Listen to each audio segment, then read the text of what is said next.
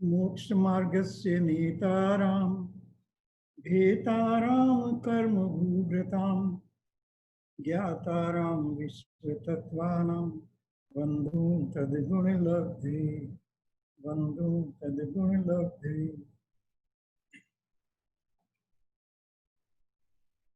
अपने जैन धर्म का लक्ष्य और उसकी प्राप्ति के उपाय पर चर्चा चल रही है मोक्ष मार्ग प्रकाशक के 90 अधिकार के आधार पर। और हमने अब तक देखा या कल विशेष करके देखा था कि सम्यक दर्शन के 4 लक्षण ऐसे हैं या सम्यक दर्शन संबंधित 4 बातें ऐसी हैं और उसमें से 3 बातें तो ऐसी हैं जो हमेशा होती ही हैं लेकिन किसी अपेक्षा से नहीं भी होती है ऐसा कहने में आता है, क्योंकि उसके बियॉन्ड जाकर वो निमित्त रूप होती है, उसके बियॉन्ड जाकर के आत्मा का अनुभव किया जाता है और सम्यक दर्शन की प्राप्ति होती है। तो जो 3 महान निमित्त हैं सम्यक दर्शन की प्राप्ति के लिए और चौथा आत्मा का अनुभव, ये 4 बातें हैं। तो इसमें कल हमने देखा कि देवगुरु शास्त्र ये महान निमित्त है, इसके बिना किसी को सम्यक दर्शन, इनकी श्रद्धा के बिना, इनका मन में एप्रिसिएशन होने के बिना, उसमें रुचि लिए बिना, उनकी भक्ति हुए बिना, उनका श्रद्धान हुए बिना जीव को सम्यक दर्शन नहीं होता।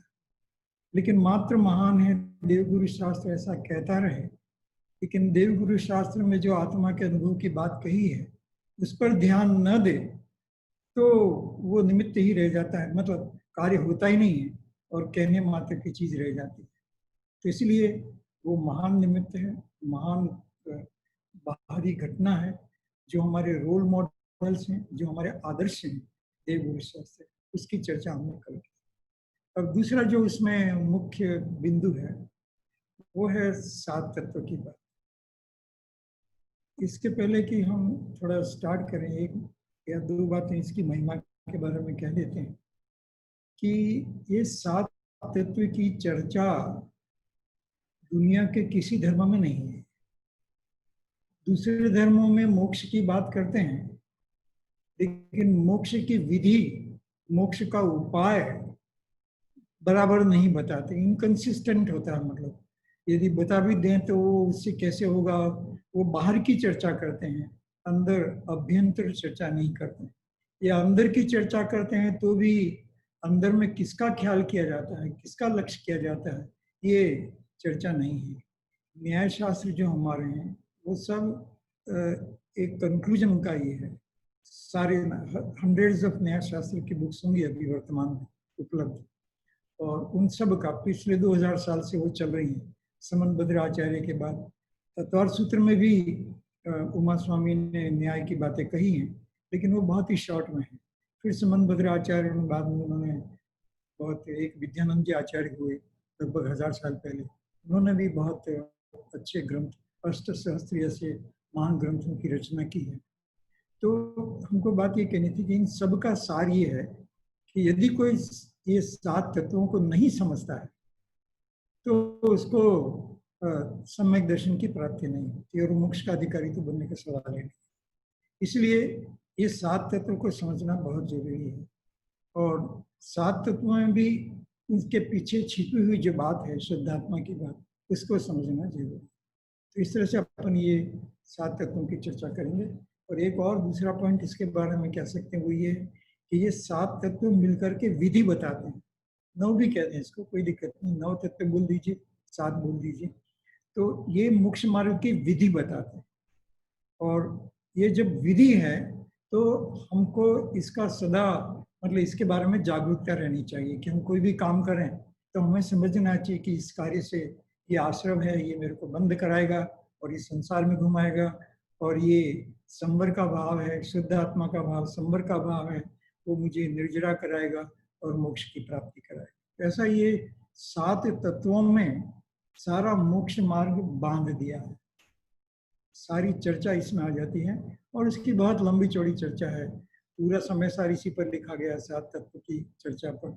और अनेक शास्त्र हैं जो उसी तरह तत्वों की चर्चा करते हैं। श्लोक वार्तिक नाम का एक ग्रंथ, वो भी इसी की चर्चा ही करता है, बहुत लंबी चौड़ी चर्चा की गई है। 2-3 भागों में। तो ये बहुत ही सर्वार सिद्धि में ऐसे बहुत बहुत शास्त्र जिसमें इसकी मतलब ये समझ लीजिए कोई जैन शास्त्र ऐसा नहीं होगा जिसमें तत्वों की चर्चा न की हो, कहीं कम कहीं ज्यादा, लेकिन तत्वों की चर्चा हमेशा होती ही है, क्योंकि तत्व ज्ञान के बिना, तत्वों को समझे बिना कोई जीव मोक्ष में कभी भी जाने का अधिकारी नहीं बनता है, सम्यक दर्शन की प्राप्ति नहीं हो सकती। तो इतनी भूमिका के साथ अपन थोड़ी चर्चा करते हैं। जिनको अभ्यास है तो बहुत अच्छी बात है, जिनका अभ्यास नहीं है तो भी हम थोड़ा सा शॉर्ट में बताते हैं, और जिनका अभ्यास है वो थोड़ा इसकी गंभीरता पर विचार करें, क्योंकि चर्चा तो वही होती है जो हर बार होती है, और कहीं भी सुने आपको यही चर्चा मिलेगी, लेकिन उस चर्चा को हम इस 10 लक्षण पर्व के माध्यम से साथ में बैठ करके समझने की कोशिश करते हैं, और हमारे भावों में उन 7 तत्वों को नचाते हैं, मतलब हम उस भाव से उत्प्रेरित हो जाते हैं और अपनी साधना को और तीव्र करते हैं। यही इसका लक्ष्य है, और इसलिए इसकी चर्चा, जो दूसरा महत्वपूर्ण पॉइंट है सम्यक दर्शन के लिए अर्थात मोक्ष प्राप्ति के लिए, जिसका ज्ञान मिनिमम बेसिक नेसेसरी है, जैसे देवगुरु शास्त्र का श्रद्धांत नेसेसरी है, ऐसे ही ये 7 तत्वों का ज्ञान भी बिल्कुल नेसेसरी, एब्सोल्यूट नेसेसरी। उसके बिना जीव कोई मोक्ष मार्ग में लगता नहीं। तो इसको जान करके भी नहीं लगे ये अलग बात है, लेकिन इसके ज्ञान के बिना तो कोई जीव आगे बढ़ता नहीं। तो वो जो चर्चा है वो अपन लास्ट में लेंगे। अभी पहले इसकी सामान्य चर्चा करते हैं। और इस जगत में एक दूसरा पदार्थ अजीव है, जो पुद्गल इत्यादि जो है वो सब अजीव हैं, और इसलिए उनको अजीव के नाम से कहने में आता है। अब इन दोनों का इंटरेक्शन होता है, जीव और अजीव का, तो कर्म का आना होता है, और जब कर्म का आना होता है उसको आश्रय बोलते हैं। और जब आश्रय होता है तो आश्रय 2 प्रकार के हो सकते हैं, हमें अच्छे भाव भी आ सकते हैं और हमें बुरे भाव भी आ सकते हैं। नहीं, कभी अच्छे भाव आते हैं, कभी बुरे भाव भी आते हैं, कभी इंद्रिय और विषय वासना को लेकर भाव आते हैं, कभी भगवान की पूजा करूं, भक्ति करूं, शास्त्र स्वाध्याय करूं, ऐसा भाव भी आता है, किसी का कल्याण करूं, जीव दया का पालन करूं, ऐसा भाव भी आता है। तो इसलिए ये जो कर्म का आना है जिसका नाम आश्रय है, वो 2 प्रकार के कहने में आता है। एक पुण्याश्रय, पुण्य के रूप में कर्म का उदय होना, और एक पाप के रूप में भावों का उदय होना। ये 2 प्रकार से है। तो इस तरह से, और जब वो भाव उदय में आता है, आश्रय आता है, तो वो बंध करके जाता है, क्योंकि उदय में आया और बंध न हो वो नहीं हो सकता। बस इतना ही है कि जितना उदय में आया, हम किस रेशो में, किस अनुपात में, किस तारतम्यता से, किस डिग्री में उसके साथ उलझते हैं। जैसे भूख लगी तो उसको लेकर हम कितना उलझते हैं, तूफान मचा देते हैं, शांति से सहन करते हैं, थोड़ी देर बाद भोजन कर लेते हैं, जो मिला वो भोजन कर लेते हैं, या उसके लिए झगड़ा करते हैं कि ये बनाना चाहिए था, दूसरा क्यों नहीं बनाया। उस तरह से बहुत सारी विधि है। तो ये जो अभी जो बात कही, एक जीव, दूसरा जीव, फिर वो आश्रव 3, और पुण्य के भाव, और पाप के भाव, और बंध, ये 6 मिलकर के हमारे संसार को समझाते हैं। हम संसार में क्यों हैं? क्योंकि हम हैं तो जीव, लेकिन हम अजीव के भाव करते हैं, उद्गल के भाव करते हैं, इंद्रियों के भाव करते हैं, शरीर के लिए भाव करते हैं, परद्रव्य चाहिए ऐसा भाव करते हैं, धन दौलत चाहिए ऐसा भाव करते हैं। वो अलग बात है, लेकिन उसकी तीव्रता से, सोच धर्म है ना, तो लोभ पाप का बाप है, तो इसी तरह की बात है। इच्छा, जबरदस्त इच्छा होती है, और उस कारण से जीव को कर्म का बंध होता है। और जब हमने कर्म का बंध कर दिया तो वो कर्म फिर उदय में आता है, फिर आश्रय के रूप में आता है, फिर हम उससे जुड़ते हैं, और उस तरह से ये जीव अनादिकाल से संसार में घूमता रहता है। एक विशेष साइकिल है, मतलब या सर्कल है, कैसा ही बोल दीजिए, कि उदय में आते हैं भाव, हम सबको आते हैं, आप अनुभव से देख सकते हैं, हम सबको भाव आते रहते हैं, और उन भाव कभी अच्छे कभी बुरे आते रहते हैं, और हम उसमें उलझते हैं कि ये तो मुझे करना है, ये नहीं करना है, और अपने सूद भी खो बैठते हैं उसमें कि मैं आत्मा हूँ, वो भाव नहीं रहता है, और वो इसमें उलझ जाता है, और इसलिए कर्म का बंध करता है, और जैसा बंध किया उसके अनुसार फिर उदय में आता है, और इस तरह से अनंत संसार, 4 गति, 5 परावर्तन ये जीव करता ही रहता है। अब इस साइकिल को, इस विशेष सर्कल को तोड़ने का क्या उपाय है? तो इसको तोड़ने का एक ही उपाय है कि मैं शुद्ध आत्मा हूँ, ऐसा जब जीव ज्ञान करता है तब वो जो नए कर्म का आना होता है, उदय में आता है, वो रुक जाता है, क्योंकि हम उसमें जुड़ते नहीं। हमें कोई खराब भाव आया, अच्छा भाव हुआ, हम जानते हैं कि ये बंद कराने वाला है, और इसलिए उसमें उलझते नहीं है, या बहुत कम उलझ करके उससे बाहर निकलने की कोशिश करते हैं। तो बंद, नए बंद को रोक देना, उसका नाम संवर है। और जब थोड़ा थोड़ा अभ्यास बढ़ता है तो पुराने जो कर्म हैं, जैसे जैसे शुद्ध आत्मा का ध्यान जीव करता है, क्यों क्यों इसके कर्म की निर्जरा भी हो जाती है, विशेषकर मुनिराजों की होती है, और सामान्य रूप से श्रावक के भी हो सकती है। और इस तरह से फिर सब कर्म की निर्जरा हो जाए तो जीव को मोक्ष की प्राप्ति होती है। वैसे तो कर्म की निर्जरा हर समय की चल रही है, लेकिन वो मोक्ष मार्ग की निर्जरा नहीं है। वो तो हमारे पूर्व कर्म बंधे हैं, वो आते हैं उदय में और फिर समाप्त हो जाते हैं, और हम नए काम में उलझ जाते हैं। तो इस तरह से सारा मोक्ष मार्ग इन नव तत्वों के द्वारा, या शॉर्ट में पुण्य पाप को आश्रम में ले लेते हैं, और बंध की अपेक्षा से भी दो भेद कर सकते हैं। तो जब उसमें भेद लेते हैं फिर 7 तत्व ही बनते हैं, और वैसे 9 कहते हैं। इसमें सारा मोक्ष मार्ग आ गया। जीव, अब हम दूसरे ढंग से बोलते हैं, जीव जब जीव को नहीं जानता है और अजीव में रुचि लेता है तो आश्रय होता है, और आश्रय होता है तो बंध होता है। तो बंध क्यों हुआ? क्योंकि जीव अपने शुद्धात्मा को नहीं जानता है। जब जीव शुद्धात्मा को जानेगा तो संवर होगा, और शुद्धात्मा के भाव में रहेगा तो निर्जरा होगी, और सदा के लिए शुद्धात्मा के भाव में लीन हो जाए तो मोक्ष की प्राप्ति। तो इतना सरल सा 7 स्टेप्स का मोक्ष मार्ग है, ऐसा हमारे आचार्यों ने, भगवान ने, तीर्थंकरों ने शॉर्ट में सब जीवों को, हम सबको ये बताया गया है। और अनेक आचार्यों ने इसको तर्क की कसौटी पर ले करके इस बात को सिद्ध किया है कि वास्तव में यही तत्व हैं, इससे अधिक नहीं हो सकते, और यही मोक्ष मार्ग है। तो मोक्ष मार्ग पहुंचने की सारी विधि बता दी। ये बहुत सरल है 7 तत्व की बात। फिर भी एक दो प्रचलित उदाहरण है वो ले लेते हैं, जिससे बात और सरल हो जाए, और जिसको समझ में ना आया हो तो जल्दी से समझ में आ जाए। कि देखो, हम पानी का घड़ा है, यदि वो पानी का घड़ा ओपन पड़ा हुआ है तो उसमें धूल आ करके, ढक्कन नहीं लगाया है, तो वो धूल आ करके उसमें गिरती रहती है, तो पानी गंदा हो जाएगा। तो पानी गंदा हो जाएगा तो फिर हम उसको पी नहीं सकेंगे, और पी लिया तो हमें कुछ तकलीफ होगी, बीमारी हो सकती है, छोटी मोटी बीमारी भी हो सकती है, और बड़ी बीमारी भी हो सकती है।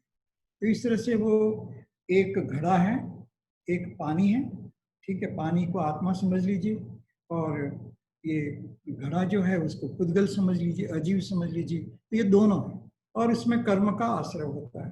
अगर धूल आकर के गिरती है, धूल आकर गिरती है तो वह शुद्ध कर देता है, और पानी अशुद्ध हो जाता है, और इस तरह से बंद हो जाता है। अब इस प्रोसेस को रोकने का क्या तरीका है? तो बहुत ही सरल सी बात है कि पहले ढक्कन ढक दीजिए, जिससे बाहर का जो मैल है, कचरा है, या गंदगी है, धूल है, वो आकर के इसमें न गिरे। इतनी सरल सी बात है।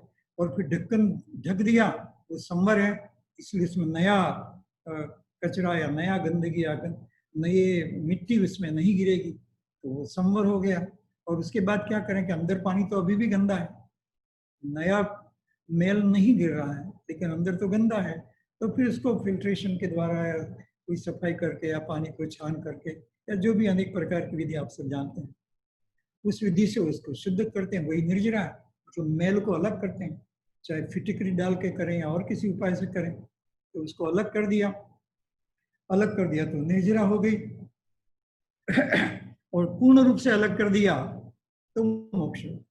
इतनी सरल सी बात जो घरों में हम हर रोज देखते हैं, या पुराने जमाने से चला आ रही प्रथा है, और ऐसा जो सिस्टम है वो मोक्ष मार्ग का। इतना मोक्ष मार्ग मेड सो इजी, मतलब इससे इजी और क्या हो सकता है? तत्वों की बात, इससे क्या और इजी हो सकती है? थोड़ा एक दूसरा उदाहरण लेते हैं, वो भी बहुत ही प्रचलित उदाहरण है कि हम नाव में बैठे हैं और नाव में छेद हो गया, बोट में जा रहे हैं और बोट में छेद हो गया तो पानी अंदर आएगा, और पानी पूरा भर जाएगा तो हम डूब जाएंगे। इसलिए हम क्या करते हैं कि पानी को निकालते हैं, वो पूरा नहीं भरने देते हैं, फेंकते रहते हैं बाहर में।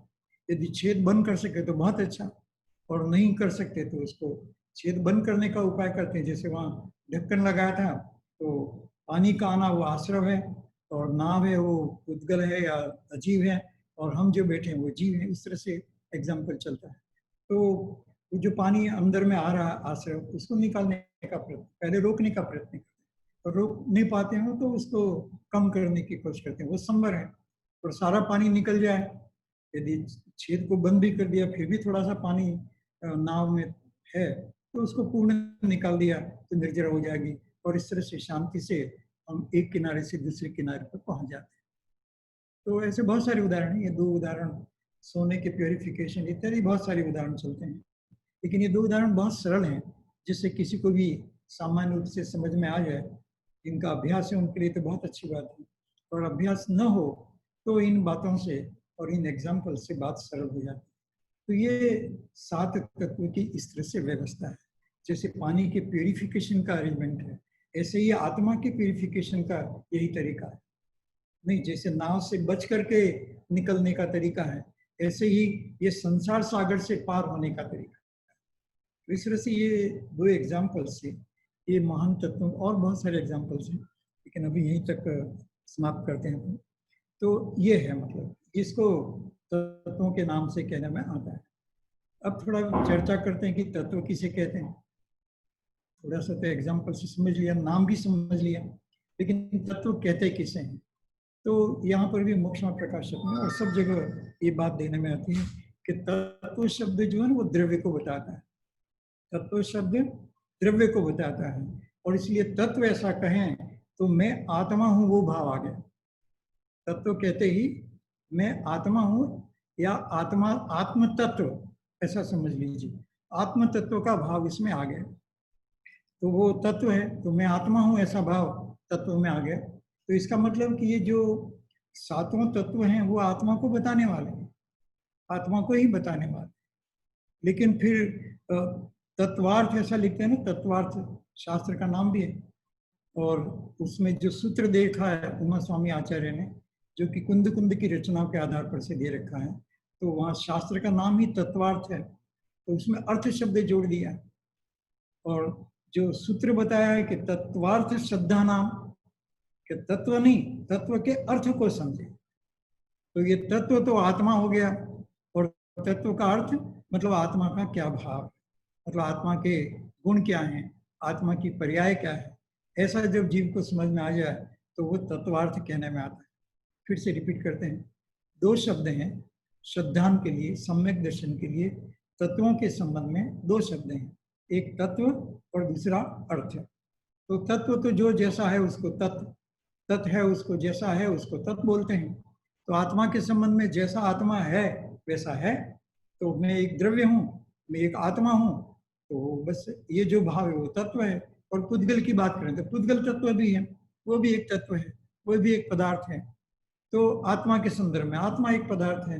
तो तत्व शब्द का अर्थ इस तरह से पदार्थ होता है, और तत्व शब्द का अर्थ हमारे कॉन्टेक्स्ट में, मोक्ष मार्ग के कॉन्टेक्स्ट में या जिनवाणी को समझने के कॉन्टेक्स्ट में आत्मा होता है। मैं आत्मा हूँ वो तत्व है। फिर अर्थ, तत्वार्थ ऐसा बोलते हैं, तो अर्थ का क्या मतलब हुआ कि अर्थ का मतलब ये हुआ कि जो आत्मा है उसके भाव को समझें।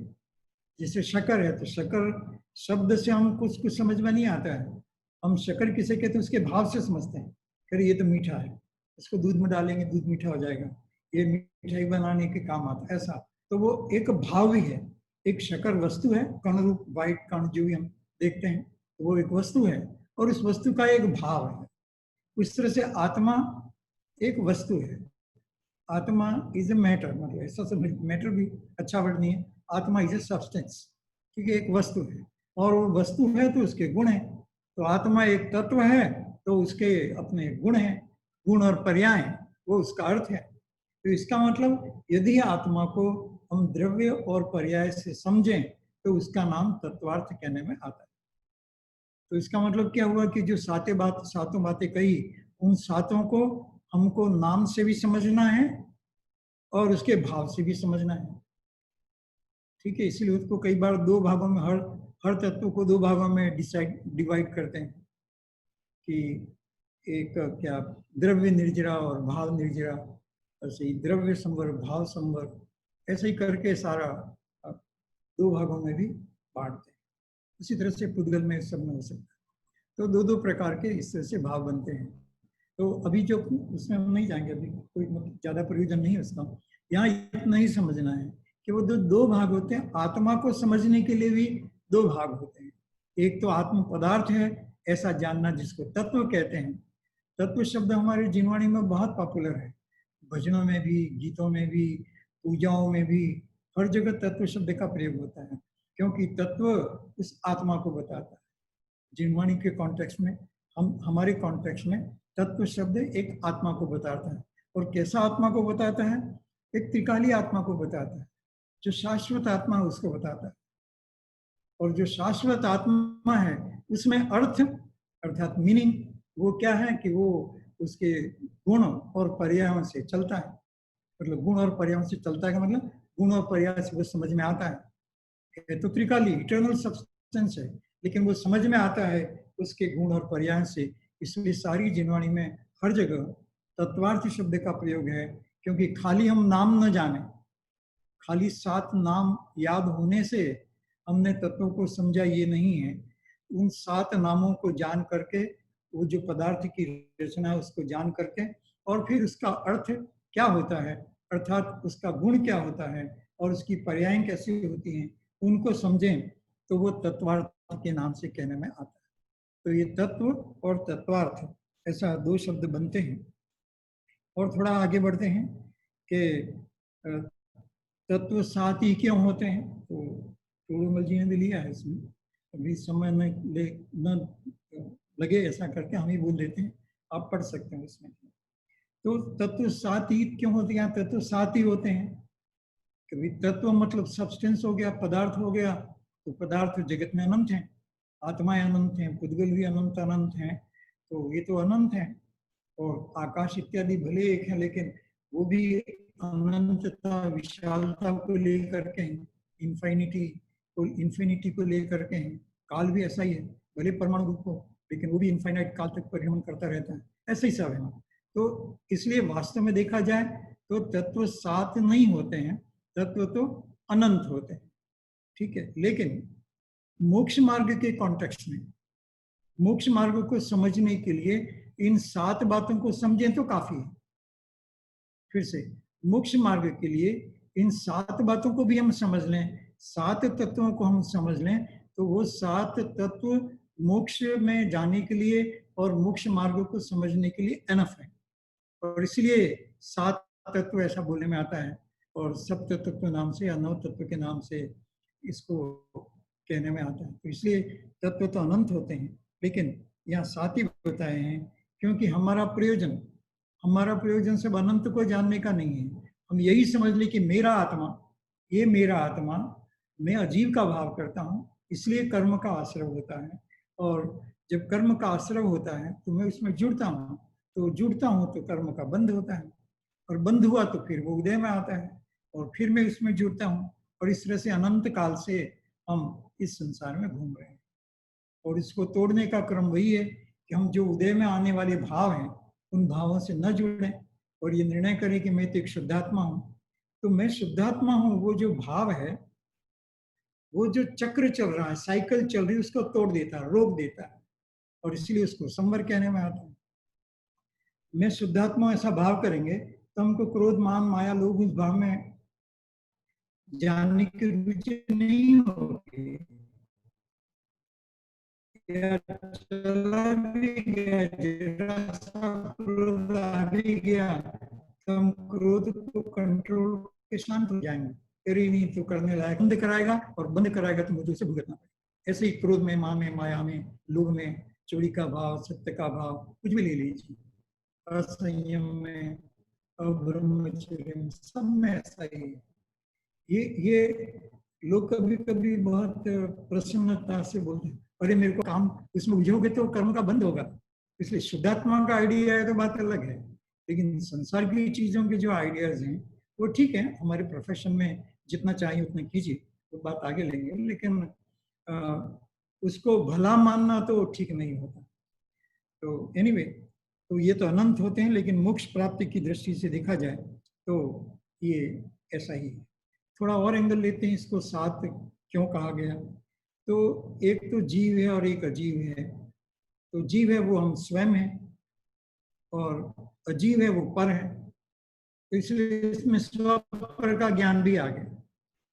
और इसलिए आश्रव जो है वो भी पर है, क्योंकि अजीव के लक्ष्य करने से हुआ। और बंध जो है वो भी पर है, क्योंकि वो भी अजीव के लक्ष्य करने से बंधा, या अज्ञान भाव में बंधा, या असंयम के कारण बंधा। तो इस तरह से वो स्वपर का जो ज्ञान है, जो अपने चार चीजें बताई थी, तत्व, देवगुरु शास्त्र का श्रद्धान, तत्व का श्रद्धान, आपापर का श्रद्धान और आत्मा का अनुभव।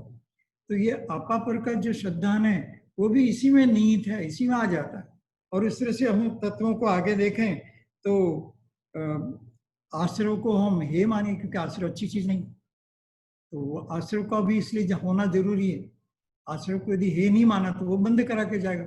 आश्रव तो आएगा जब तक जीवन है, जब तक जीव को मोक्ष नहीं होता है आश्रव आएगा। नींद में भी आता है, आश्रव का उदय चलता रहता है। तभी तो हम कभी नींद में खाते हैं, कभी नींद में ही कुछ क्रिया करते देखते हैं, कभी ऑफिस का काम नींद में करते हैं, कभी घबरा जाते हैं, और अनेक प्रकार, कभी बीमार हो जाते हैं, अनेक प्रकार की क्रिया होती है।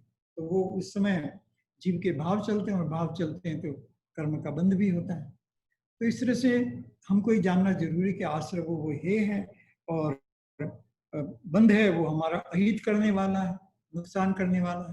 तो जिसमें अपने कहा ना मोक्ष ही मेरा हित है, ऐसा जो निर्णय पहले दिन या दूसरे दिन अपनों ने बात की, वो वही यहाँ पर भी निर्णय वही हो जाता है कि मेरा हित तो मोक्ष में है। और जब मेरा हित मोक्ष में है तो मोक्ष जाने के लिए मैं क्या करूं? तो ये संवर मेरे लिए उपादेय है, और मैं रोकना, कर्म को रोकना बहुत जरूरी है। कर्म के उदय में कर्म से नहीं जुड़ा वो आवश्यक है। और ये निर्जरा वो मेरा हित करने के लिए आती, और ऐसा जान करके संपूर्ण निर्जरा हो जाए तो जीव को मोक्ष की प्राप्ति हो जाए। तो इस तरह से ये सात तत्वों में जैन फिलोसॉफी या जैन दर्शन जो है अनेक प्रकार से आ जाता है। जितने आप अपेक्षा लगाएंगे उनकी अपेक्षा में सब में ही आ जाता है। स्वपर का भेद विज्ञान, आत्मा का अनुभव, मोक्ष, कर्म की थ्योरी, सारी कर्म की थ्योरी यहीं से पैदा होती है। क्योंकि आश्रव है तो फिर आश्रव का लंबा चौड़ा डिस्कशन, बंध है तो बंध, कर्मों का बंध कैसा होता है उसकी फिर लंबी चौड़ी चर्चा। तो इस तरह से कभी गोमड़ सार पैदा हो जाता है। और संवर निर्जरा के विशेष बात करें तो समय सार पैदा होता है, मतलब पैदा हो जाता है, मतलब समय सार का भाव आ जाता है और मोक्ष की प्राप्ति हो जाती है। तो इस तरह से इसमें सारे के सारे बातें इसमें छिपी हुई है। अब एक श्लोक हम जरूर बताना चाहेंगे। आप पेज 318-19 थोड़ा सा निकालिए, क्योंकि इसके बारे में बहुत सारी गलतफहमी है तो हमको दूर हो जाए। 318 पर तो नीचे वो बताया कि अभी जो लिया तत्वार श्रद्धा नाम, जो नीचे है परवार, तत्वार श्रद्धा नाम सम्यक दर्शनम, ऐसी जो बात कही है तत्वार सूत्र में। तो तत्वार अर्थ है ना, तत्व अर्थ है और उसका श्रद्धा, वही सम्यक दर्शन है। तो सम्यक दर्शन प्राप्ति का उपाय केवल यही है और कुछ भी नहीं है। और फिर आगे कहते हैं तथा सर्वार सिद्धि का भी उदाहरण दिया कि उसमें भी उसी तरह की टीका है और उसी तरह के पद और उसी तरह का प्रयोजन लिखा है। लेकिन हमें थोड़ा ये पुरुषार्थ सिद्धि का जो स्टेटमेंट है उसको थोड़ा सा 2-3 मिनट लेना है। पुरुषार्थ सिद्धि अमृतचंद्र आचार्य देव का ग्रंथ है, लगभग 1000 वर्ष पहले लिखा गया है। और इसमें भी तत्वों की चर्चा की है, जीवा जीव नहीं, जीव जीव, हम हिंदी पढ़ते हैं, अर्थ नीचे, जिससे सरल हो जाए और समय भी थोड़ा सा बच जाए। विपरीत अभिनिवेश से रहित, पहला शब्द विपरीत अभिनिवेश है। इसका मतलब यह है कि हम उसके गलत ना समझे, जैसा तत्व वही होता है जो जैसा है वैसा समझे। कोई किस अपेक्षा से बात कह रहा है उसको इसी ढंग से हमें समझना है, उसको किसी दूसरे ढंग से नहीं समझना है। तो विपरीत मतलब रिवर्स या बुरा या अपोजिट उसका अर्थ न निकालें। ऐसे जीव अजीव तत्वों का जो श्रद्धा है वो करने योग्य ही है। और शब्द लिखा बीच में, सदा काल करने योग्य है। सदा काल हमें हमेशा सदाकाल पर बहुत जोर देना है अपनी अभी चर्चा के लिए। बाकी तो पहली लाइन भी इतनी महान है, लेकिन उसके अर्थ में थोड़ा सा बता दिया कि विपरीत न समझें, और फिर कहा कि ये सदा करने योग्य है। इसलिए जब भी हमारे जो भी भाव आते हैं तो इसका हम भेद ज्ञान करते रहें कि कौन सा भाव मेरे लिए हितकारी है, कौन सा हितकारी है। फिर वो आदत बन जाएगी, फिर करने की जरूरत नहीं, अपने आप होता रहेगा। तो ये सदा करना योग्य है। क्यों करना योग्य है? तो कहा कि यह श्रद्धा आत्मा का स्वरूप है। नहीं, ये आत्मा है और आत्मा का स्वरूप है, और दर्शन मोह की उपाधि दूर होने पर ये होता है, प्रकट होता है। दर्शन मोह मतलब मिथ्या, सरल भाषा में मिथ्या तो जब दूर हो जाता है तब जीव को, मिथ्या तो मतलब उल्टा ज्ञान, मिथ्या तो मतलब विपरीत ज्ञान। जब विपरीत ज्ञान कम हो जाता है, या विपरीत, कम नहीं, विपरीत ज्ञान चला जाता है, तब जीव को सम्यक दर्शन की प्राप्ति होती है। अभी आगे लाइन पर हमें थोड़ा जोर देना था, इसीलिए आत्मा का स्वभाव है। ठीक है,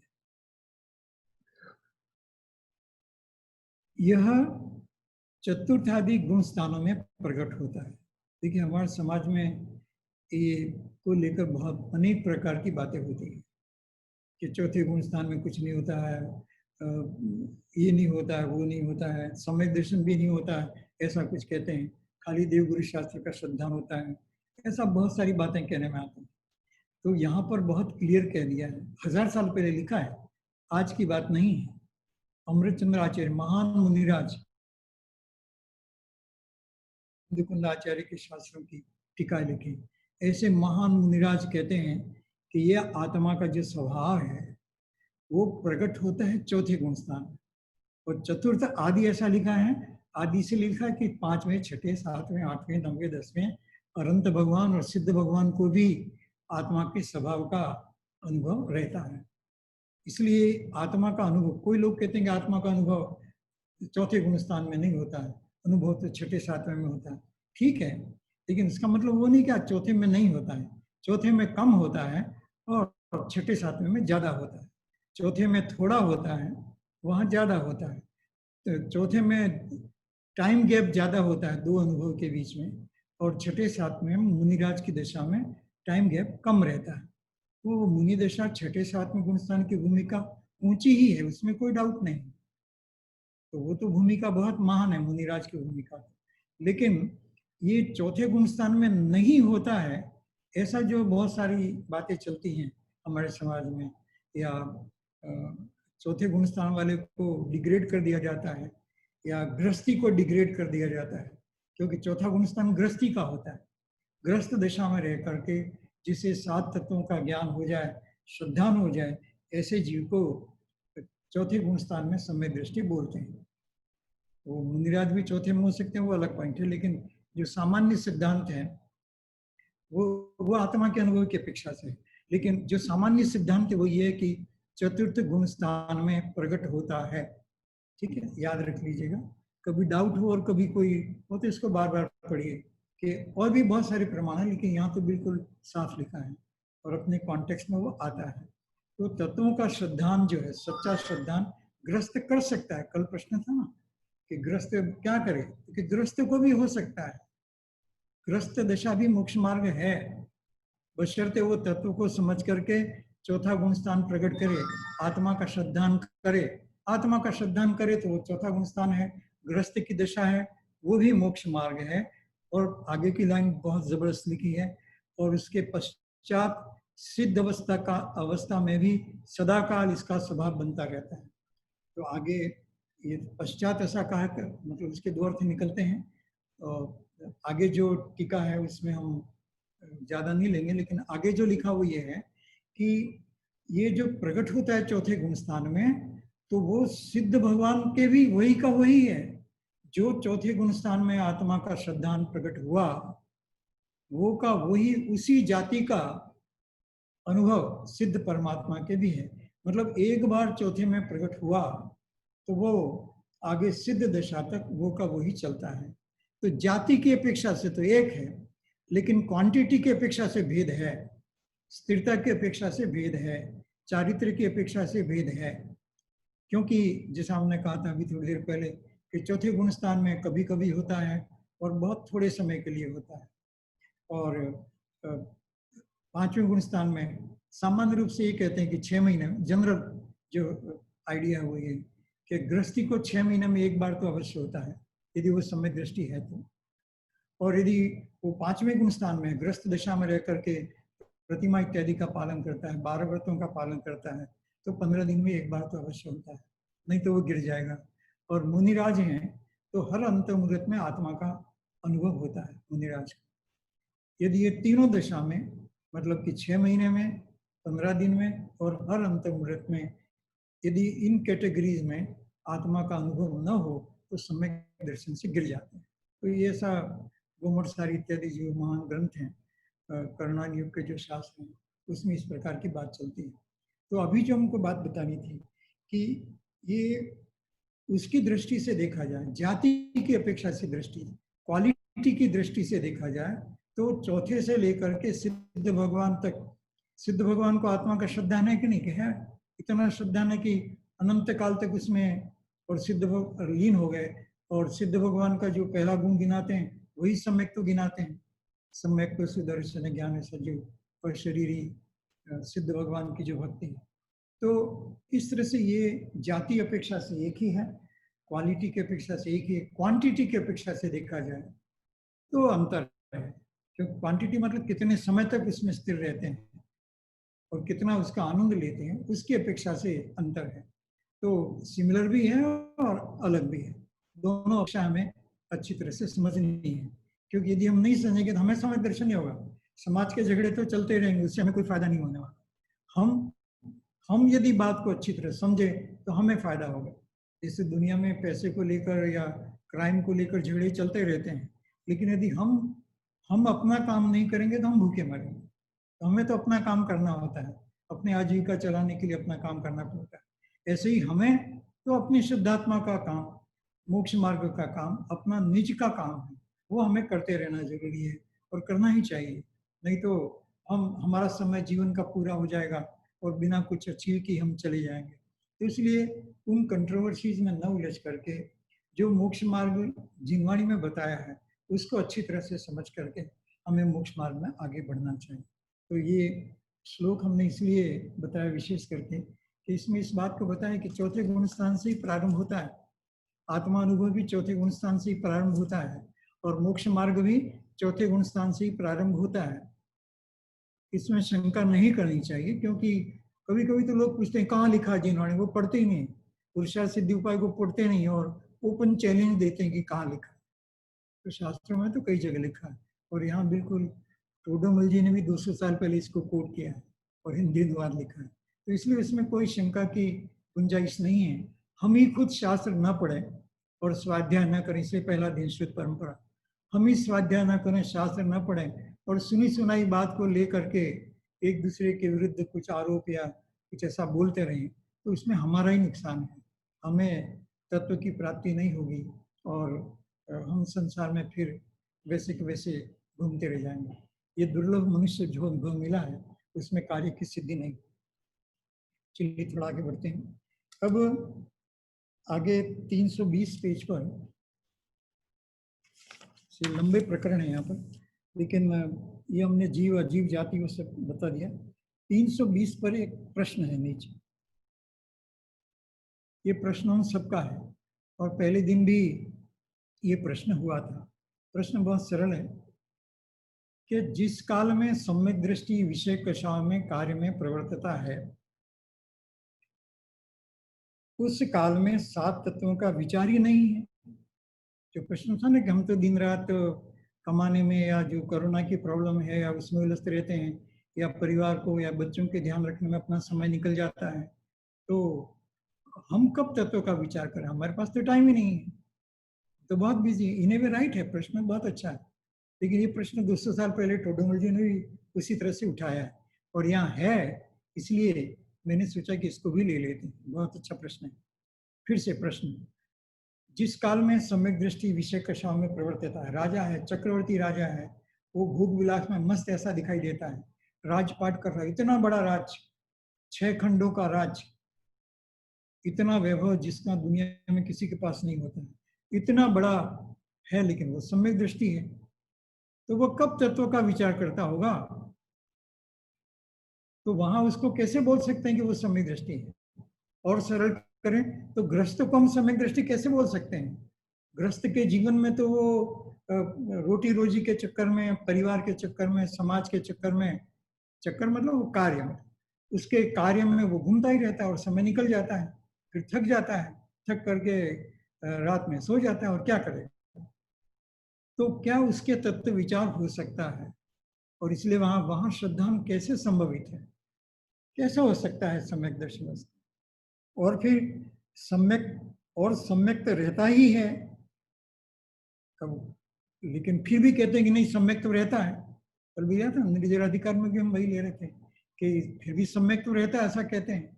ग्रस्त दशा में भी यदि सम्यक दृष्टि जीव रह सकता है, ग्रस्त दशा में भी रह करके धर्म का पालन अर्थात सम्यक दर्शन करके जीव मोक्ष में आगे बढ़ सकता है। तो ये तो थोड़ा अटपटा हो गया कि ग्रस्त दशा में सभी काम में बिजी है, आपका मोक्ष मार्ग बहुत अच्छा, खाओ पियो मौज करो और कहो कि हम सम्यक दृष्टि, एंजॉय करो लाइफ को और बोलो कि हम सम्यक दृष्टि है। ऐसा विपरीत बात कैसे हो सकती है? तो इसलिए उसमें दूषण आ जाता है, उसमें दोष आ लगता है, ऐसा समझ में आता है। अभी बहुत जबरदस्त समाधान है कि विचार समाधान, ठीक है, आपको भी शांति से पढ़िएगा। अभी तो हम थोड़ा जल्दी में लेने की कोशिश करेंगे, लेकिन बहुत विचार कीजिएगा, बार बार पढ़िएगा, 1000 बार पढ़िएगा, बहुत आनंद आएगा आपको। विचार है वह तो उपयोग के अधीन है। हम जो विचार करते रहते हैं वो तो हमारा उपयोग किस में लगा है उस पर आधारित है, और उपयोग लगे उसी का विचार होता है। जहाँ हमारा अटेंशन, उपयोग मतलब अटेंशन अंग्रेजी में बोले तो, या आत्मा की वर्तमान ज्ञान की पर्याय या ज्ञान दर्शन की वर्तमान पर्याय, उसको उपयोग कहने में आता है। उपयोग समझ रहे हैं ना, बहुत सरल है। हमारा अटेंशन किस पर जा रहा है, हम किस पर अभी फोकस कर रहे हैं? तो खाते समय खाने पर फोकस कर रहे हैं, ऑफिस में ऑफिस के काम पर फोकस कर रहे हैं, और ट्रेवल कर रहे हैं तो ट्रेवलिंग में फोकस कर रहे हैं, बच्चों की देख रेख करते हैं तो बच्चों को इसमें फोकस कर रहे हैं, और आत्मा में मन लगे तो आत्मा पर फोकस कर रहे हैं। तो इस तरह से ये उपयोग की बात है। तो वो जो हमारा ध्यान दूसरे चीजों में चला जाता है, दिन भर हम दूसरे कामों में रहते हैं, वो तो उपयोग की बात है, उपयोग वहां चला गया है। लेकिन उसका श्रद्धान, श्रद्धान तो प्रतीत रूप है। जैसे उस दिन हमने आंसर दिया था उसका कि हम सिंगापुर में हैं, तो हर समय 24 आवर्स सोचना नहीं पड़ता कि हम सिंगापुर में हैं, लेकिन जब भी कॉन्टेक्स्ट आएगा तो याद आ जाएगा कि हम सिंगापुर में हैं। जब भी कोई इंडिया की या कोई कोई ऐसी बात होगी तो अपने आप याद आ जाएगा कि हम, तो उपयोग तो हमारा दूसरे कामों में लग रहा है, जॉब करने में या जो भी है उधर लग रहा है। लेकिन श्रद्धान वो तो प्रतीति है, वो एहसास है, एक फीलिंग है, एक अनुभव है कि मैं आत्मा हूं, और मैं आत्मा हूं ऐसा जो भाव है वो क्रांतिकारी भाव, वही सम्यक दर्शन है। वो उसी से आंदोलित होता है, उसी से वो प्रभावित होता है, उसी में मग्न रहता है, उसी से, वही उसके एनर्जी का सोर्स है कि मैं तो एक शुद्ध आत्मा हूं। तो वो प्रतीति रूप है। इसीलिए अन्य ज्ञेय का विचार होने पर भी, हालांकि वो दूसरे काम में लग रहा है, ज्ञेय मतलब बाहर के कार्य जो ज्ञान के विषय बन रहे हैं, जैसे सर्विस करना या बिजनेस करना या घर के काम काज करना या खाना पीना, बच्चों की संभाल करना, ये सब विचार होते हैं। ज्ञेय का विचार होने पर भी और सोना आदि क्रिया होने पर भी तत्वों का विचार नहीं। ऐसा लगता है कि तत्वों का विचार नहीं है, कहते सो गया ही कहाँ, 24 आवर्स कैसे आत्मा का ध्यान करेगा? तो नींद में तो आत्मा का ध्यान करते ही नहीं। लेकिन आप सब जानते हैं कि अपना नाम लेकर के नींद में कोई हमें उठाए तो नाम सुनते ही हम उठ जाते हैं, एक दो बार बोले तो एकदम जाग जाते हैं। ऐसे ही हम शुद्धात्मा हैं, ऐसा वो नींद में भी ख्याल में रहता है। ये कहना कि तथापि उसकी प्रतीति बनी रहती है, उसकी प्रतीति कि मैं एक आत्मा हूँ वो हर समय बनी रहती है। मैं आत्मा हूँ, ये उपयोग में भले न जाए, समझ रहे हैं डिफरेंस? कठिन में नहीं कर रहा हूँ, सरल करने की कोशिश कर रहा हूँ। तो जी ने बहुत सरल कर दिया है, फिर भी यदि पकड़ में न आए तो इसलिए 1-2 मिनट लगा रहे हैं। दूसरी बात है कुछ छूट जाए तो छूट जाए, लेकिन ये पॉइंट को सरल करना और समझना बहुत जरूरी है। तो इसीलिए कह रहे हैं कि उसकी प्रतीति बनी रहती है और इसीलिए उसके सम्यक्त्व का सद्भाव है। दुनिया के सारे काम करते हुए भी, उपयोग इसमें जाता हुआ भी, चक्रवर्ती सम्राट सारे किंग, मतलब he is the king of the Kings, मतलब चक्रवर्ती सम्राट है, इतना राज्य की व्यवस्था करते हुए भी उसकी प्रतीति में हर समय बना रहता है कि मैं एक शुद्धात्मा हूँ, मैं मतलब जानना देखना मेरा काम है। और शुद्धात्मा का श्रद्धा इस तरह से उसके सदा बना रहता, सदा सदा बना रहता, सद्भाव है ऐसा का। नीचे एक उदाहरण दिया, बहुत सरल सा उदाहरण दिया है कि जैसे कोई रोगी मनुष्य को ऐसी प्रतीति होती कि मैं मनुष्य हूँ या त्रियंचादी नहीं हूँ, और मुझे, मतलब सरल भाषा में, लंबा नहीं छोटा है उधर अलग तरह से है कि हम जैसे मनुष्य हैं तो हमारी प्रतीति में हमेशा हमें मालूम है कि मैं मनुष्य हूँ, मैं जानवर नहीं हूँ। नहीं, हमें प्रतीति में रहता है हर समय कि मैं मनुष्य हूँ। हमें 24 आवर रटना थोड़ा पड़ता है और कहना भी नहीं पड़ता है, हमारे भाव में पड़ा हुआ है कि हम मनुष्य हैं। जैसे ही मैंने कहा ना, हम सिंगापुर में वो रहता है, इंडिया में तो इंडियन ऐसा रहता है, हर जगह कहीं पर भी जो बाहर के भाव अपना जो प्रतीति रूप है, जैसे हमने कहा ना कि सिंगापुर में भी कोई रहे लेकिन इंडियन ओरिजिन का है तो उसको प्रतीति में रहता है कि मैं I am from Indian origin, मैं एनआरई हूँ, कुछ भी उस तरह से उसको बना रहता है। बस ऐसा ही भाव है कि ये जीव कुछ भी कार्य करे लेकिन उसकी प्रतीति में ये रहता है कि मैं एक शुद्धात्मा हूँ। चाहे उसका उपयोग दूसरे काम में लगेगा, उपयोग तो दूसरे काम में जाएगा, ऑफिस इत्यादि के काम में करेगा, बिजनेस कर रहा तो बिजनेस में उपयोग लगाएगा, उपयोग लगाने वाला बिजनेस कैसे हो सकता है, ऑफिस का काम कैसे हो सकता है, तो वो तो होगा, लेकिन उसकी जो प्रतीति है कि मैं आत्मा हूँ वो नहीं जाती। बस इतनी सी बात है। और इस कारण से वो जीव मोक्ष मार्ग में बढ़ता ही रहता है, वो प्रतीति के बल से, वो प्रतीति के बल से कि मैं एक शुद्धात्मा हूँ, उसके भाव से जीव आगे बढ़ता रहता है। फिर आगे एक और बात कही थी, तो मैं बीच में बोल देता हूँ उसको, अभी लाइन नहीं बताता हूँ क्योंकि वो पीछे चला गया। कि जब समय, हाँ निकाला तो ठीक है, पेज 320 पर था कि चलिए बोल देते हैं क्या कहना चाह रहे हैं। कि जब चौथे गुण स्थान में ग्रस्त दशा में सम्यक दर्शन हुआ तब तो मुझे ऐसा मालूम हुआ कि मुझे सम्यक दर्शन हुआ और मुझे आगे तत्वों के संबंध में कि मुझे आगे संवर अभी हो रहा है, हल्का सा हो रहा है, मुझे निर्जरा में जाना है और मोक्ष की प्राप्ति करना है, अर्थात शुद्धात्मा के भाव में रहना है और रह करके ही संवर होगा और रह करके ही निर्जरा की प्राप्ति होगी, ऐसा भाव बनता है। तो सिद्ध भगवान क्या करते हैं, ये प्रश्न है। चलो हम तो संवर और निर्जरा में लग जाएंगे, लेकिन सिद्ध भगवान के तो सब संवर और निर्जरा हो चुकी है, तो वो केवल ज्ञान में क्या जानेंगे, ऐसा प्रश्न है। बहुत जबरदस्त प्रश्न उठा है टोडो जी ने, ये 320 पेज पर आप देख लीजिए कि उनके क्या होता होगा। तो कहते हैं कि भाई सिद्ध भगवान है ना, उनके ज्ञान में, उनके केवल ज्ञान में ऐसा झलकता है कि मैंने संवर निर्जरा इत्यादि करके 8 कर्मों का नाश किया, इसलिए मेरे कोई आश्रय और मेरे कोई बंधन नहीं, मैं अजीव का भाव नहीं करता, मैं केवल शुद्धात्मा का भाव कर, इतना लंबा विकल्प नहीं है। लेकिन वो ज्ञान में जो झलकेगा वो क्या होगा कि वो बस वैसा ही होगा, क्योंकि केवल ज्ञान में तो संसार के लोग और उसका ज्ञान तो होता है, तो वो उनको ज्ञान विकल्प नहीं, उनको ज्ञान होता है कि भाई संवर और निजरा से मोक्ष की प्राप्ति हुई। तो ऐसी प्रतीति वहां पर भी बनी हुई, जैसी प्रतीति यहाँ पर हुई वैसी प्रतीति सिद्ध भगवान तक चलती है।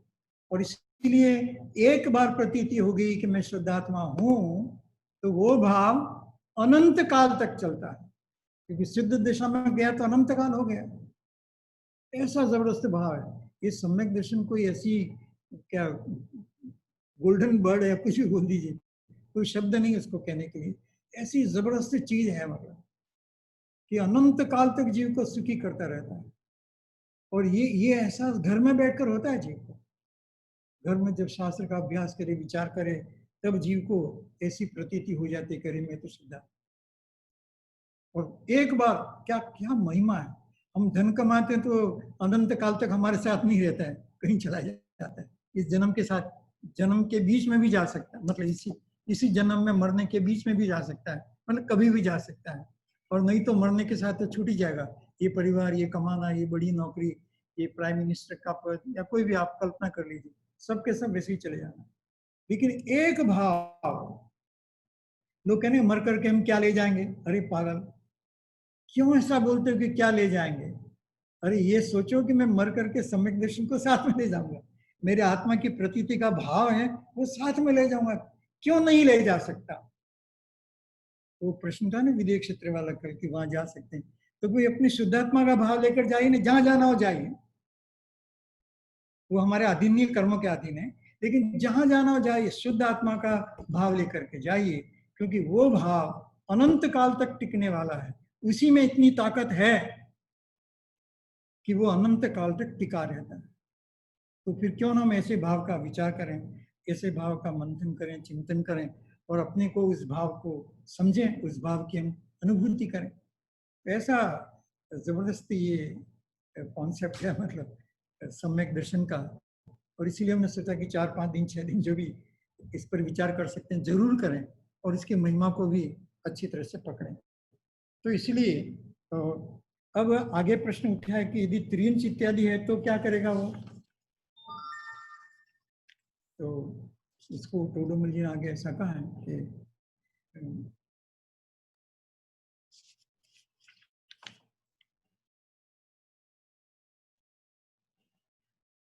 चलिए पेज 320 पर ही है, तो अच्छा चलो कोई बात नहीं है, हमको तो बस इतना ही कहना था कि यदि वो त्रियंच है तो भी वो क्या विचार करेगा? तो 7 तत्वों का विचार कैसे करेगा वो? उसको तो नाम ही याद नहीं है, उसकी भाषा भी अलग है। नरक का कल एग्जाम्पल लिया था नरक का, तो नरक में भी वो भाषा नहीं है जो हमारे वहाँ चलती है, तो 7 तत्वों के नाम भी उसको मालूम नहीं है, तो फिर नरक में सम्यक दर्शन नहीं हो सकता, त्रियंच को सम्यक दर्शन नहीं हो सकता, आत्मा का भाव उसको नहीं हो सकता, आत्मा का श्रद्धान उसको नहीं हो सकता। तो यहाँ बताया कि नहीं, उसको भी होता है, क्योंकि कैसा होता है कि उसको प्रतीति रूप होता है, ये भी बताए ना प्रतीति रूप, उसको भी प्रतीति रूप होता है। नरक में सम्यक दर्शन हो तो भी ऐसा ही होगा, त्रियंच को सम्यक दर्शन हो तो भी ऐसा, उसको नाम याद नहीं है, जीव जीव नाम याद नहीं, लेकिन भाव याद है। जैसे किसी को पानी का पानी शब्द मालूम नहीं हो, लैंग्वेज मालूम ना हो, इंग्लिश में क्या बोलते हैं मालूम नहीं हो, या फ्रेंच में या दूसरी भाषा में पानी को क्या बोलते हैं मालूम नहीं हो, लेकिन पानी के स्वरूप को तो वो जानता है ना। इसलिए आप सब जानते हैं कि एयरपोर्ट इत्यादि में वो चित्र बनाकर बताते हैं rather than writing the language. तो बस वो पानी ऐसा गिलास में गिर रहा है ऐसा बता करके बताते हैं क्या पानी है। लाइक दैट ये जो त्रियंच है वो भाषा तो नहीं जानता, लेकिन वो भाव को समझता है, और वो भाव उसको होता है, और भाव कहीं उसने पहले जन्म में किया है या समझा है, लेकिन बराबर पकड़ा नहीं था। तो ऐसे जैसे महावीर का जीव था, शेर की पर्याय में था, चर्चा पहले बहुत सुनी होगी, लेकिन उसको भाव पकड़ में नहीं आया था। चारण धरी मुनिराज को देखा, आकाश मार्ग से आते हुए मुनिराज को देखा, और उसको अपनी भूल पकड़ में आ गई और सम्यक दर्शन हो गया। तो त्रियंच को भी हो गया। उस समय नाम याद नहीं होंगे 7 तत्वों के जैसा हम बोल रहे हैं, लेकिन वो संस्कार अवश्य वहां रहा होगा, और वो संस्कार ही उस जीव को उस समय सम्यक दर्शन की प्राप्ति करा देता है। तो इसका मतलब वो बहुत जोरदार बात है इतना। और इसमें टोडोमल जी ने एग्जाम्पल भी दिया पेड़ का अंकुर, कि वो पेड़ का बीज है, वो बीज और थोड़ा अंकुर फूटा और उसकी डालियां निकलने लगी, और जब डालियां निकलने लगी तो डाली निकलने के लिए तो नीचे वाला नाश थोड़ा होता है, या एक डाली से दूसरी डालियां निकलने लगी तो पेड़ का नाश नहीं होता है। ऐसे ही वो सम्यक दर्शन जो हमारा बेस है, सम्यक दर्शन को क्या बोलते हैं, क्या मूलो धम्मो, धर्म का मूल है सम्यक दर्शन, धम्मो मतलब धर्म का मूल है। तो ये मूल पेड़ कितना भी फल फूल जाए, मूल तो बना ही रहेगा ना, उसकी रूट तो बनी ही रहेगी। उसी तरह से ये जो सम्यक दर्शन है, आत्मा की प्रतीति का भाव है, वो हमेशा बना रहता है, चाहे हम व्रत तप इत्यादि में और बाहर की बात में कितने बड़े हो जाएं, लेकिन उन सब के पीछे भाव तो वही है। तो इस तरह से वो इस प्रश्न का भी समाधान किया है। और एक अंतिम प्रश्न जो 322 पर है वो थोड़ा सा लेना था। हाँ जी, जो नीचे प्रश्न है, नीचे पेज के नीचे में जो प्रश्न है, और ये प्रश्न काफी चलता है और काफी लोग इसकी चर्चा भी करते हैं कि मिथ्या दृष्टि के भी तत्व श्रद्धान होता है ना, ऐसा शास्त्र में निरूपण है। प्रश्न समझ रहे हैं? अभी तो ये कहा था कि तत्व श्रद्धान तो इसी को होता है जिसको आत्मा की श्रद्धान है, आत्मा का पक्का श्रद्धान है, उसी को होता है। लेकिन यहाँ कह रहे हैं कि नहीं, और लोग कहते भी हैं, वर्तमान में कुछ लोग काफी बोलते हैं इस पर, किसी ने कुछ छोटा मोटा बुक भी लिखा है कि मिथ्या दृष्टि को भी तत्व श्रद्धान होता है। तो लेकिन प्रवचन सार में क्या लिखा? प्रवचन सार में तो आत्मज्ञान शून्य तत्व श्रद्धान अकार्यकारी है। वो तत्वों का श्रद्धान करे, नाम ले ले, नाम की चर्चा करे, लेक्चर भी दे दे, किताब भी लिख दे तत्वों पर, लेकिन यदि इसे आत्मा का ज्ञान नहीं है तो 2000 साल पहले प्रवचन सार में लिखा गया है कि यदि आत्मा का ज्ञान नहीं है तो तत्वों की हम कितनी भी चर्चा करें, कितनी लंबी चौड़ी चर्चा करें, उसका कोई मतलब नहीं है। इसलिए उसमें दोष लग जाता है। और उसके समाधान में दो शब्दों का प्रयोग है कि वो एक नाम निक्षेप है और एक भाव निक्षेप है। दो शब्दों का प्रयोग है। तो नाम निक्षेप का मतलब कि वो नाम से जानता है। मिथ्या दृष्टि है अर्थात जिसको आत्मा का श्रद्धान नहीं है लेकिन तत्व की चर्चा करता है, तो वो नाम तो उसको मालूम है और नाम का एनालिसिस भी कर लेता है। जैसे होता है ना बिजनेस मैनेजमेंट का प्रोफेसर, यूनिवर्सिटी में सब पढ़ा देगा, कैसे बिल गेट्स पैसे वाला बना, सब कुछ। खुद एक पैसा नहीं कमा सकते, बिजनेस नहीं कर सकते, लेकिन वो पढ़ाना हो तो सब पढ़ा देगा। तो उसको बिजनेस का एक्सपीरियंस है कि नहीं, क्या कहना। बस उसी तरह से कि जो तत्वों के बारे में जाने, जानकारी हो लेकिन आत्मा का ज्ञान नहीं है, उसको आत्मा पर लगाकर नहीं समझा है, तो वो नाम निक्षेप से तो जानता है और भाव निक्षेप से नहीं जानता है। अब जिन्होंने अभ्यास किया वो जानते होंगे 4 प्रकार के निक्षेप होते हैं। एक नाम निक्षेप, फिर स्थापना निक्षेप, फिर द्रव्य निक्षेप और फिर भाव निक्षेप। तो खाली नाम से जानना वो नाम निक्षेप, फिर उसमें स्थापना कर। जैसे भगवान की मूर्ति है तो हमने उस मूर्ति का नाम महावीर रख दिया, तो वो स्थापना भी किया, मूर्ति की स्थापना भी, प्रतिष्ठा की, और नाम भी रख दिया महावीर भगवान या शांतिनाथ भगवान। तो वो दोनों हो गया नाम निक्षेप। फिर हम निर्णय करते हैं कि नहीं ये वही भगवान है, वो द्रव्य। और फिर भाव निक्षेप कि नहीं ये साक्षात भगवान है, ऐसा करके हम भगवान की पूजा या भक्ति करते रहते हैं। तो इस तरह से यहाँ पर कहा कि जीव को उसी तरह से समझना चाहिए। और ठीक है, एक दो लाइन कह करके समाप्त करते हैं। तो समय सार में भी ऐसा, जो हमको अभी सही बात कहनी है, जो भी कहनी है लास्ट में, भाव निक्षेप से समझना। तो भाव निक्षेप क्या होता है? तो समय सार की जो 13वें नंबर की गाथा है, वहां पर कहा है कि भूतार्थ से जाने अजीव जीव, उप पुण्य पाप सुनिर्जरा, आश्रव संवर बंध मुक्ति, वे ही समकित जानना। वहां भूतार्थ से जानने पर जोर दिया है, मतलब निश्चय से जाने, आत्मा के एंगल से समझे। आत्मा के एंगल से समझे तो उसने तत्वों को बराबर समझा। लिखा ना प्रवचन सार का, आत्मा के एंगल से नहीं समझा और खाली तत्वों की चर्चा कर दी, लेक्चर बुक्स भी लिख दिया, तो उससे कोई अर्थ की सिद्धि नहीं होती। उसको नियम सार में बाह्य तत्व कहा है कि तत्वों को बाहरी ढंग से जाने, नाम से जाने तो बाहरी जाना, लेकिन अपने भीतर अपने आत्मा पर लगा कर को उसको समझे कि मैं एक शुद्ध आत्मा हूँ और मैं जीव का भाव करता हूँ तो मुझे कर्म का आश्रय होता है और वो बंद कराता है। लेकिन मैं जब अपनी आत्मा का विचार करता हूँ तब कर्म का आना रुक जाता है, और यदि उसी भाव में रह जाता हूँ तो निर्जरा हो जाती है, और उसी भाव में सदा काल के लिए रह जाता हूँ तो मोक्ष की प्राप्ति हो जाती है। तो अपने आत्मा पर लगाकर समझे तब तक तत्वों को समझना बराबर हुआ।